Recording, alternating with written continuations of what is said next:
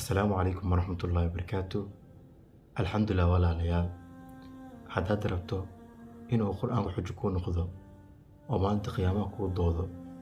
وإلهي سبحانه وتعالى قول هذا شفاعتي صنع الأخباليا سيدي نبينا عليه الصلاة والسلام وشاكي وعليه نبينا عليه الصلاة والسلام القرآن والصيام يشفعان قرآن كي صنق بوشفع مع القيامة صنق أمانا مكاسب عليه ربيو منعته الطعام والشراب إلهيو مالنما وحن أديدي عنتدي عبتانكي فشفعني فيه إلهيو إرجديسي أقبل sidoo kale qur-aankan uu imaana markaas wuxuu leeyahay ilaahayo aniguna habeenkii baan hurdadii u diiday eega aqbal ergadiisa markaas nabiga calayhi salaatu wasalaam wuxuu yiri faashfacaan